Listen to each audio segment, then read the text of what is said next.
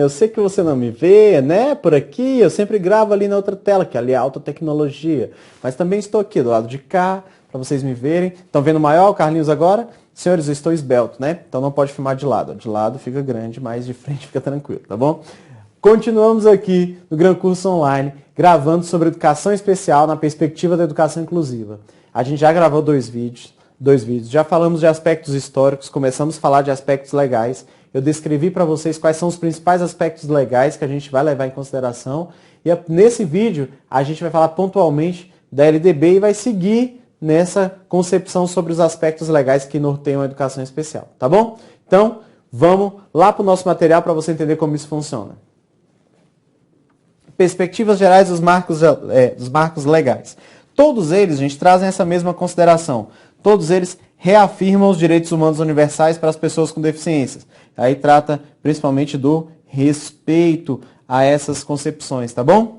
Todos trabalham na perspectiva da equiparação de oportunidades, do apoio e da não discriminação por motivos da deficiência e do rompimento das barreiras, inclusive as atitudinais. Aqui traz a ideia da inclusão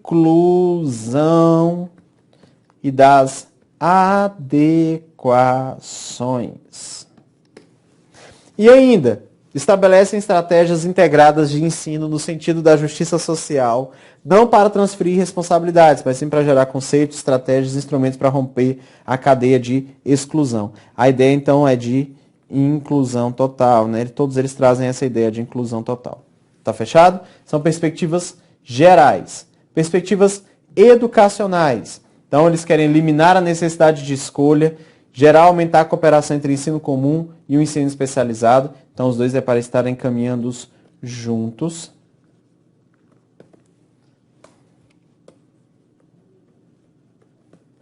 Não significa o fim da educação especial enquanto modalidade do ensino, nem enquanto campo de conhecimento. Eu não quero acabar com ela, mas eu quero garantir que eu vou garantir a inclusão, todos juntos, mas eu vou entender que existe educação especial.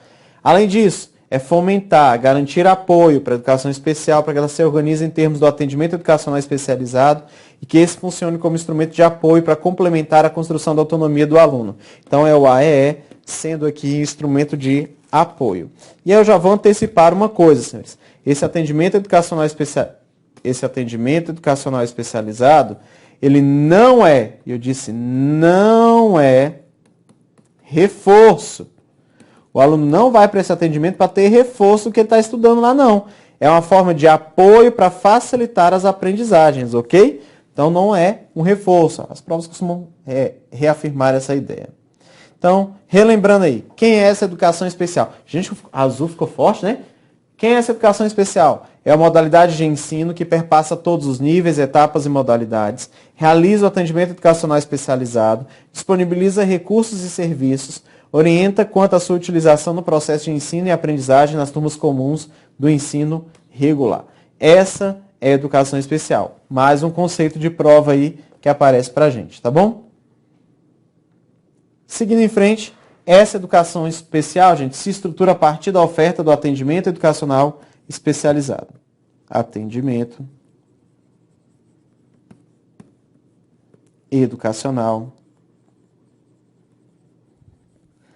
especializado. Onde que acontece o atendimento educacional especializado, senhores? Acontece no ASRM. O que é isso? Só para vocês se familiarizarem com as siglas, né? Sala de Recursos Multifuncional. Beleza? Para a prova significa isso aí. Então, o AEE acontece numa SRM.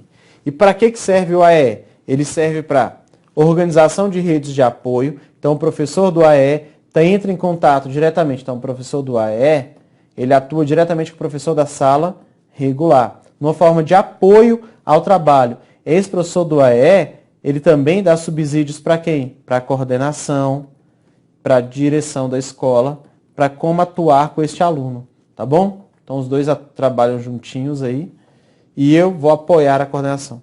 Esse professor do AEE, ele precisa estar em constante formação continuada e promover a formação continuada dos entes da sua escola.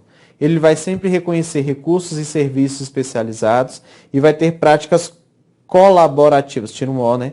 Colaborativas. Essas práticas colaborativas estão ligadas também à ideia da intersetorialização. O que é isso, Carlinhos? Esse professor do AEE, ele pode e deve facilitar parcerias.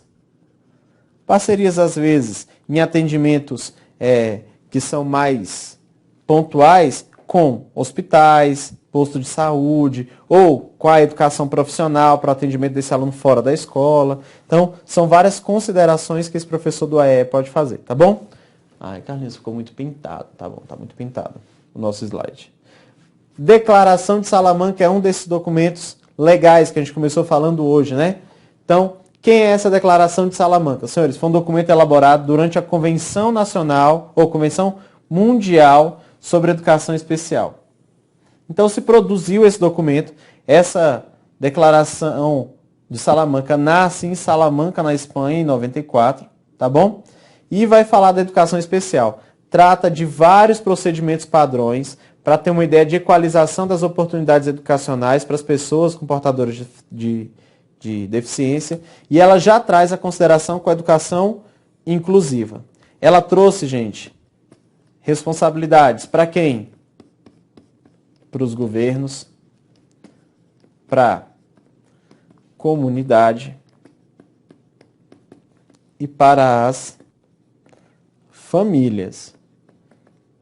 E aí ele diz aqui, eu preciso de mais aportes financeiros, eu preciso de investimento em escolas de qualidade, em profissionais de qualidade. Comunidade, eu preciso que vocês facilitem o processo de inclusão dessa pessoa em sociedade. E família, eu preciso que você esteja atenta aos momentos em que essa pessoa pode participar dos programas, das ações sociais, dos projetos sociais, e ele possa estar incluído no ambiente escolar. Então, essas são as grandes considerações da Declaração de Salamanca, tá bom? E aí, ó, o que ela trouxe em resumo? Educação especial? Não. A educação é para todos. Não importa se especial ou não. Todos devem ter educação. Esclarece que a expressão necessidades educacionais especiais refere-se a toda criança ou jovem cujas necessidades se originam em função de deficiências ou dificuldades de aprendizagem. Aí aqui eu vou te pedir uma coisa, ó. A palavra aqui é cuidado. Para a nossa legislação, necessidades educacionais especiais estão ligadas a deficiência, TGD, altas habilidades e superdotação. Isso. Para Salamanca, não. Quem tem dificuldade de aprendizagem também era considerado aluno com necessidades educacionais especiais. Vamos dar um exemplo aqui. O TDAH, o transtorno e déficit de atenção e hiperatividade. Esse cara tem dificuldade de aprendizagem? Em alguns casos, sim. Outros casos, dislexia. Esse caso também é, sim, TOD, DPAC. Todos esses não são tratados aqui como alunos da educação especial, tá bom? Então, aqui no Brasil, a nossa legislação não trouxe essas pessoas para a educação especial, tá bom? O transtorno opositor desafiador, o distúrbio do processamento auditivo central, esses aqui não são tratados como alunos da educação especial. Educação especial para o Brasil, só esse aqui. Mas Salamanca diz que qualquer um que tem dificuldade de aprendizagem é educação especial. Então, cuidado, tá bom? Nossa questão tem que falar de onde que ela está querendo essa informação, tá bom?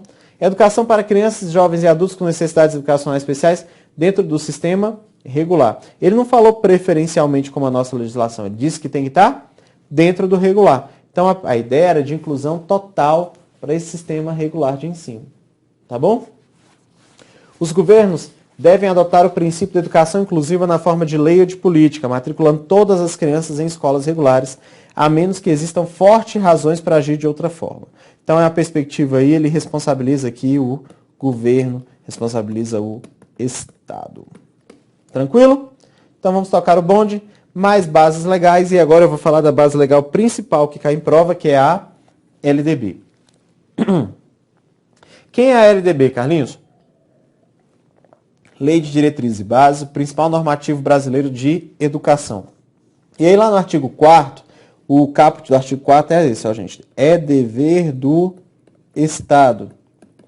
É dever do Estado fazer o quê? Garantir atendimento educacional especializado aos portadores de deficiência, preferencialmente na rede regular de ensino. Aqui está faltando um texto, gente, eu trouxe errado, tá bom?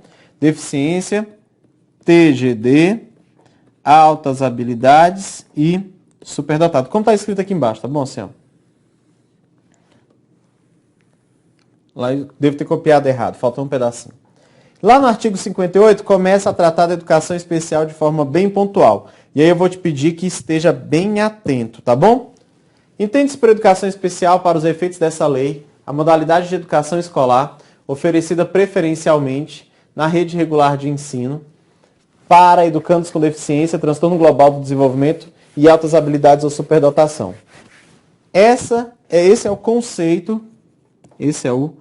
conceito de educação especial, segundo a LDB. Tá bom?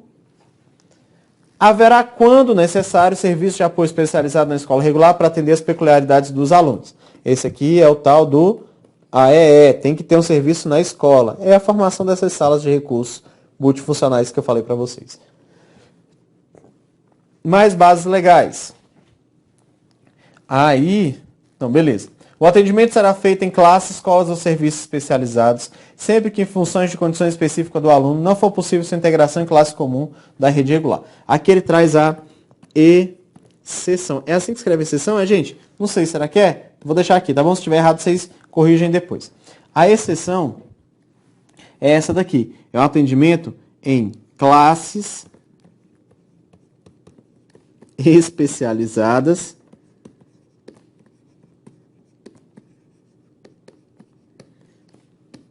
e em centros especializados.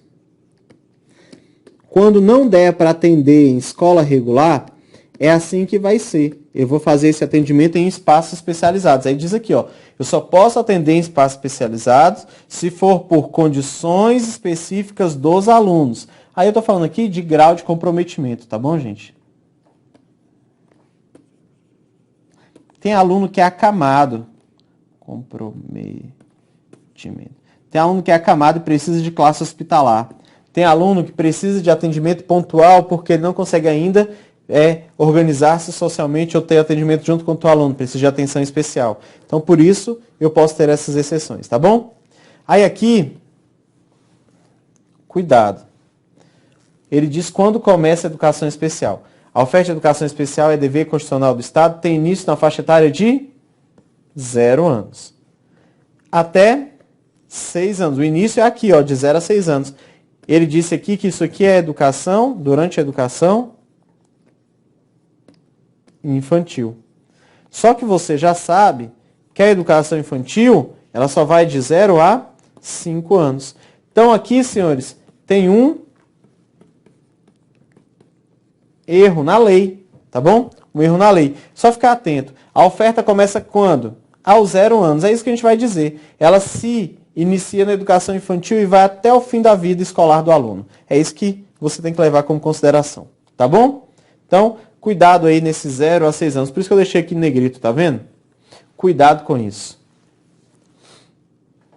Ainda base legal. Dá uma olhada para mim.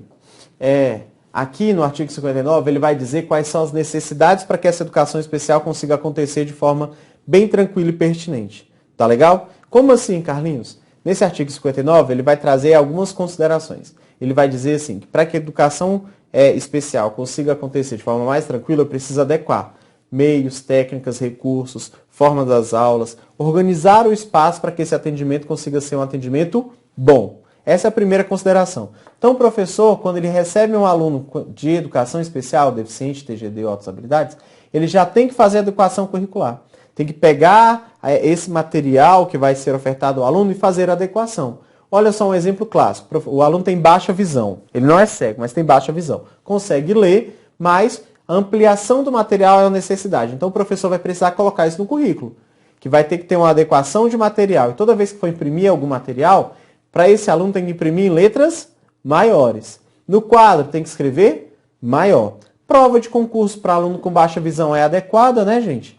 Pode ter prova de concurso em braille para quem é cego?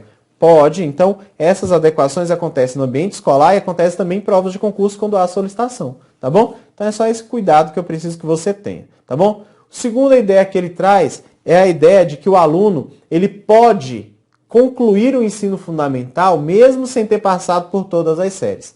Ele fica retido por muitos anos, por exemplo, no 8º ano, no 7º ano.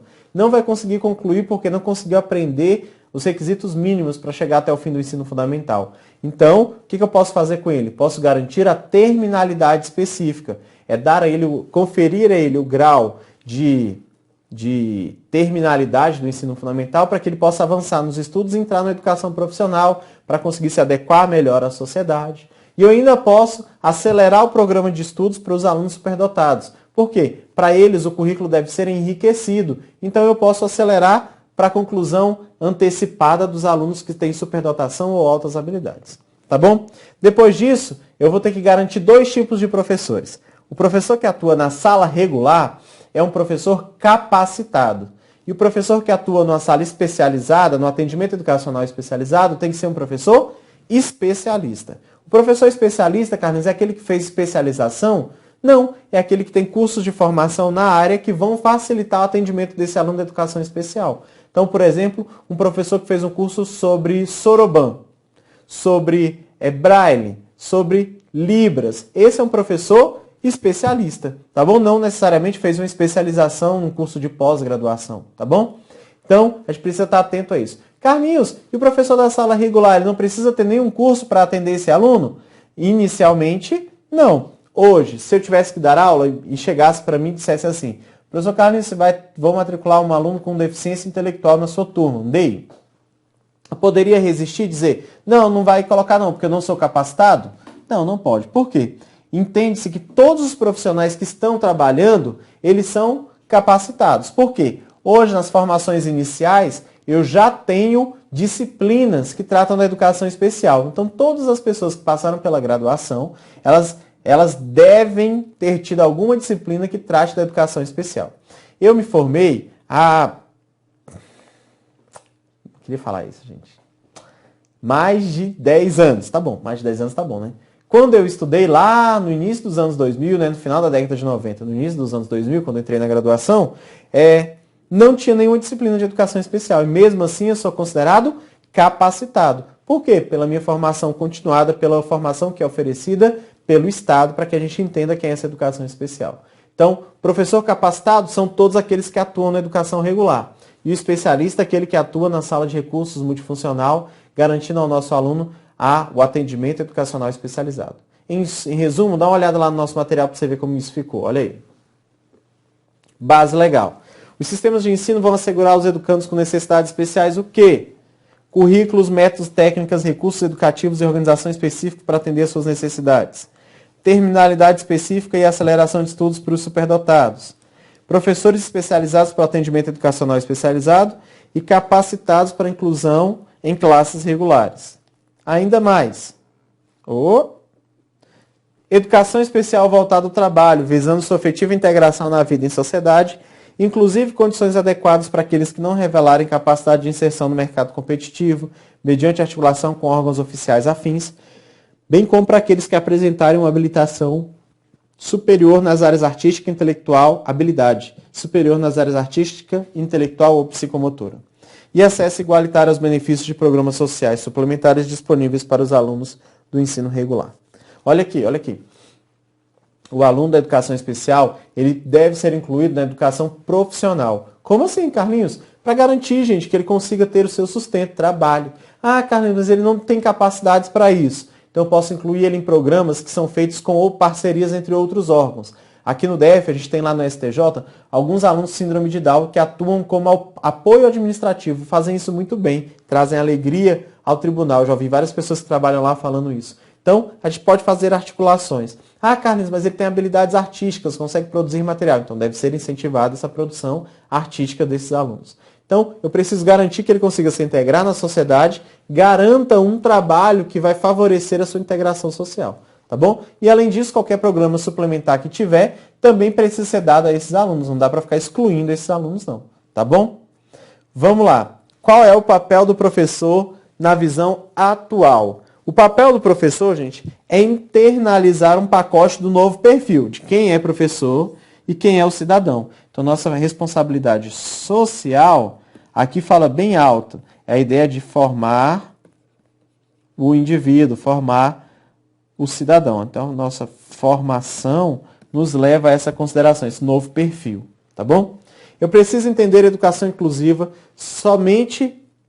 não somente como referência às questões do deficiente. Oxe, esse A aqui tá errado, hein, gente? As questões do deficiente. Mas referente à sociedade como um todo. Questões de crença, raça, gênero, sexualidade e nível social. Aqui é entender que a diversidade, ela é parte da sociedade e precisa ser respeitada. Esse é o novo papel do professor. Tem professor, gente, que elimina o aluno, que causa exclusão? Tem números. Você tem professor que fala assim, gente, pro aluno, ó, você não aprende. Isso é burro. Isso é burro, menino. Já te expliquei 5 vezes, você não aprende, não. Esse cara segrega, elimina. Sim, porque tem conteúdos que a gente não aprende mesmo, tem dificuldade. Quando eu estudava, eu tive grandes dificuldades com português, entender o que era orações subordinadas, adjetivas, coordenadas, ordenadas, restritivas, explicativas, reduzidas de infinitivo. Aquilo na 7ª série eu tive grande dificuldade, quase reprovei em português. Mas com o passar do tempo a gente vai aprendendo. Quando eu precisei estudar para concurso, eu tive que aprender isso, né? Então a gente vai entendendo algumas coisas com o passar do tempo. Não dá para ficar também achando que o aluno vai aprender tudo. Então o professor precisa entender o percurso, o ritmo de aprendizagem para não ser um excludente. E o papel do professor é esse. Eu, quando estive em sala, eu tive uma aluna que no primeiro dia de aula, né, estava lá no diário assim, DI, aluna tal, DI. Eu falei, beleza, vamos lá, vou reconhecer como é que é para saber quais estratégias de trabalho que eu vou ter que usar. E eu cheguei na sala, dei bom dia para todo mundo, ela olhou para mim assim, falei, vamos ter problemas. A comunicação não vai ser tão fácil. Acho que ela não gostou de mim e tal, me olhou com cara feia, tranquilo. Falei com todo mundo, cheguei perto dela, falei, oi, tudo bem, fulano? Ela, não falou comigo. E os dias foram se passando, dava bom dia, falava com ela, ela nunca me respondia. Eu fui notando que ela conseguia fazer tudo que eu pedia aos outros alunos, ela apenas não conseguia copiar do quadro porque não tinha coordenação motora fina. Aí na primeira reunião de pais eu perguntei para a mãe, ela é muda? O que a mãe disse para mim? Não, Carlinhos, ela fala. Eu falei, oxe, por que ela não fala comigo? Aí a mãe, não, ela não fala com homens não, ela fala comigo muito pouco, mas com o pai ela nunca falou. Eu falei, então tá bom, né? Se ela não fala com o pai, tá tranquilo. E a gente seguiu o ano letivo. Senhores, eu posso garantir para vocês, ela saiu de lá melhor do que muitos alunos ditos normais. Eu só tinha que me preocupar que quando eu preparava a minha aula, eu precisava fotocopiar para ela o meu caderno de planejamento e ela ia respondendo lá. Então eu já deixava no meu caderno todo o texto que eu precisava passar no quadro e ainda as perguntas que eu ia usar. E eu já deixava o espaço. Então ela já respondia, já fazia a leitura e mandava muito bem. Nas avaliações formais, ela tinha resultados melhores que os alunos ditos normais. No final do ano, a gente até brincou, né? Tinha aluno que ia ser retido e ela estava sendo aprovada com louvores. Então, é para vocês terem noção dessa diferença. Quando eu consigo adequar o trabalho a esses alunos, eles mandam muito bem. Eles conseguem fazer isso muito bem. Já tive alunos com síndrome de Down que conseguiram aprovação muito fácil, né? Eles são muito bons, muito dedicados. Então a gente vai entendendo como é. É apenas adequar e entender qual é o seu papel como professor de educação inclusiva, tá bom? Então vamos seguir lá que tem mais papéis, mais ideias de papel do professor. Existem escolas que ainda atuam no modelo médico da deficiência. O que é isso, Carlinhos? Aquela que afirma que a deficiência é um problema que a pessoa tem. E para isso eu preciso reabilitá-la com um profissional de cura. É a ideia, a gente sempre usar remédio, né, o medicamento, usar droga. Sempre entendendo que aquela deficiência é um problema do aluno. Nem a escola que se adequa, não. É o aluno que é o problema dessa escola.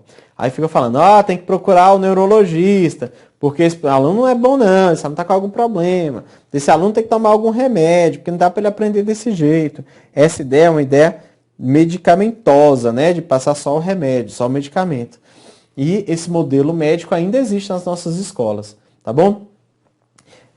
De acordo com Sazak, em 97, esse modelo tem sido responsável pela grande resistência da sociedade em compreender a necessidade de adaptar as suas estruturas. Por quê? Põe a culpa toda no aluno e não precisa mudar, né? A proposta de integração pouco exige da sociedade em termos de alteração de atitudes físicas e práticas. A sociedade simplesmente passa a aceitar o convívio da pessoa com deficiência. Então, eu não tenho que integrar, eu tenho que incluir. É isso que a gente precisa das nossas escolas. É de inclusão, tá bom? E aí, ó, os dois conceitos que caem na prova, a diferença entre integração e inclusão. Quem é a integração? É inserir o aluno na sala de aula, mas não basta integrar o aluno deficiente, ou seja, não basta que sejam feitas adaptações para aceitar um determinado grupo de alunos. Isso é relativamente fácil de fazer e vem acontecendo, infelizmente, em muitos casos até hoje. Olha para mim.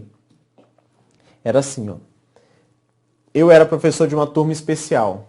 Tinha lá 10 alunos. E eu entendia que o Joãozinho já conseguia evoluir e acompanhar o ritmo de uma classe regular. Então eu chegava e falava com um professor amigo meu. Fulano, você pode aceitar o meu aluno para fazer uma vivência, passar um tempo aí na sua sala para você ver se ele consegue se adequar à turma regular e consegue acompanhar o processo? Aí o meu amigo lá passava um tempo com esse aluno na sua sala e depois de uma semana, gente, sem fazer adequação nenhuma, sem observar a diferença, ele voltava para mim e falava, o seu aluno Joãozinho não consegue aprender nada.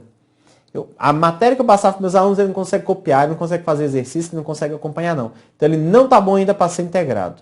Nesse momento de teste, eu acabei sendo excludente. Eu dei ao aluno a capacidade de se integrar ao grupo, mas pela não adaptação dele, ele volta para uma classe especial e não se integra a outros espaços. Então, é uma perspectiva excludente. A diferença entre integração e inclusão é essa, olha aí a inclusão.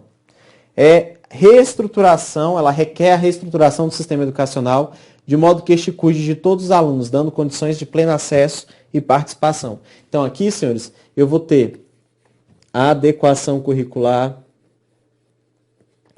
eu vou ter o atendimento educacional especializado, eu vou ter acessibilidade, eu vou ter tudo que for necessário para que esse aluno possa ser incluído e não apenas integrado, porque na integração ele vai ser excluído. A ideia de inclusão é manter todos no mesmo espaço, garantindo a eles a aprendizagem, a formação, um momento de participação social, tá bom?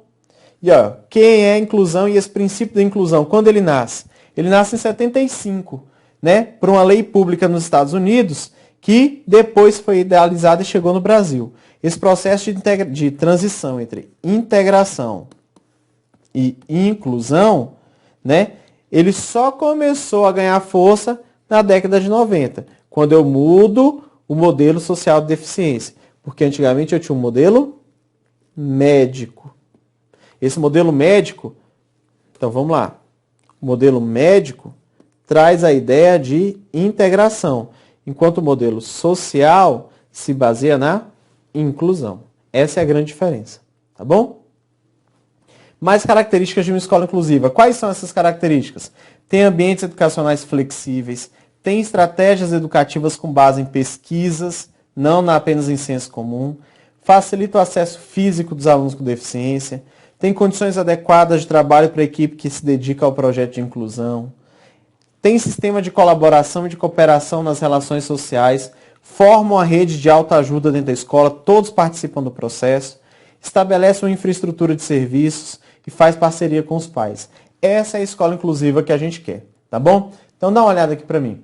A gente está quase finalizando a educação inclusiva. Você já tem tantas informações que você já consegue resolver 99% das provas. No nosso próximo vídeo, a gente vai concluir essa fala sobre educação especial e educação inclusiva e vai garantir com que você consiga acertar todas as questões referentes a esse tópico, tá bom?